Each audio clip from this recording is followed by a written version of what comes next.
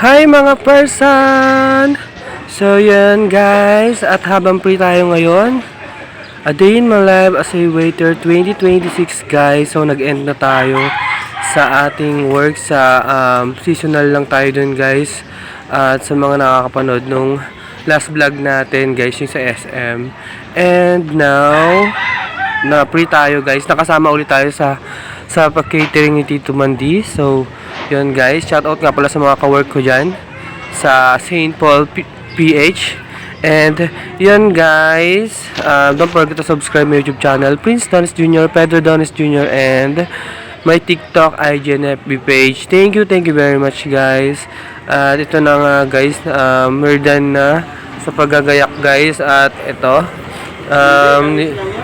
may mga konti na lang tayong ayusin guys para matapos na tayo at makapagpahinga guys. And yun guys, ito nga palang pinuntahan nating event ay wedding, if I'm not wrong guys. So congrats po sa new wedding or sa bagong kasal guys. And yun,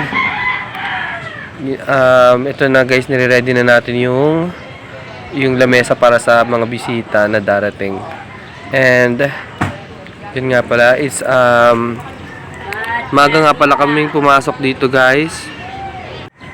At ito na nga guys, nandito tayo ngayon sa Pasong Buhaya 1 guys. At dito ginanap ang catering at ang kasal guys. So yan, wow, it's a big change. Wow, may ganun.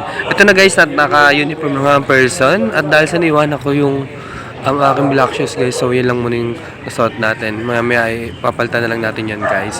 So ito na ang person, ready na for the waiter.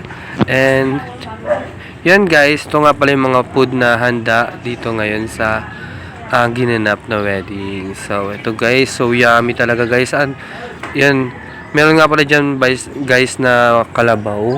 So yan, titikman natin yun mamaya habang wala pa mga tao, nire-ready na natin yung mga food nila guys. So ito na nga guys, ready na tayo, ready na ang person. So hintay na lang natin yung mga pagdating ng bagong kasal or kinasal guys. And ito, nilagay na natin yung mga pagkain. So simpleng skirting lang guys yung natin, nire-ready natin dyan guys. At yun nga pala sila dito man. So ito na guys, kumakain na kami. Ay, kalabaw pala. No? Let's go. Mga person, so we all set na guys at ready na. Yan, ready na ang ating mga kutsara, plato. At yon, meron na rin tayo nilagay na kanin. And yon, meron rin tayong, ayan guys, dito yung kalabaw. Kalabaw yung ano nito. Ayan. So hindi ko lang masabi kung anong luto to guys. So sa mga nakakalam, comment nyo na lang guys, baka alam nyo. And ito, I think minudo. Yan, minudo ba yan? And so itong yan, ito yung gulay guys. Yan. At ito naman ay yan. Yan pa rin siya guys. So nakakagutom, di ba? Ako nagugutom na rin ako guys habang ino-open ko to. At ito yung pininyahan na baboy. Wala pang laman eh. Yan, si Tito Mandi. So yun, kare-kare dito guys. Time check guys. So yun, kanina ba kami lumakad ni Tito at meron kaming catering na aatinan at kami ang waiter guys. So dito kami ngayon guys. So na-ready na namin yung mga dapat namin ready guys. So maya darating na yung kinasal guys. So yan, wait na natin. Ready na kami guys. Let's go.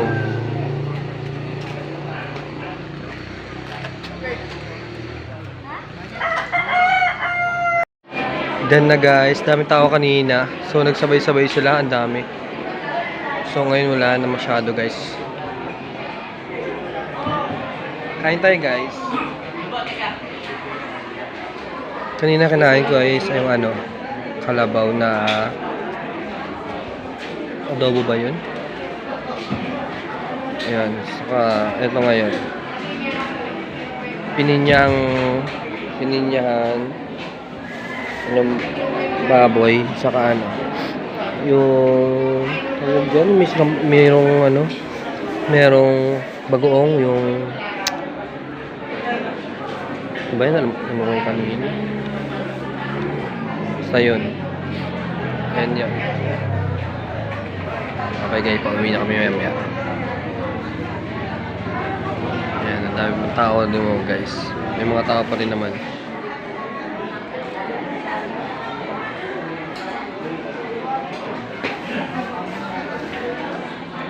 Sinampalukan ba to? Ayan o. Yung namutan. So yun guys, bye bye. Kain mo ng person. Mga person, thank you for watching. And yun guys, huwag sana kayo magsawang manood ng aking mga vlog. And don't forget to subscribe my YouTube channel, Pedro Donis Jr., Prince Donis Jr. And my TikTok, IG, and FB page. So yun guys, mga kalapatis, mga sumasubaybay sa aking ibon series guys. And basketball series. So yun guys, thank you. And God bless. So ito na nga pala yung mga foods na yan, yung mga hinanda. At yan. That's all. Thank you for watching. Again, don't forget to subscribe my YouTube channel. Bye bye guys.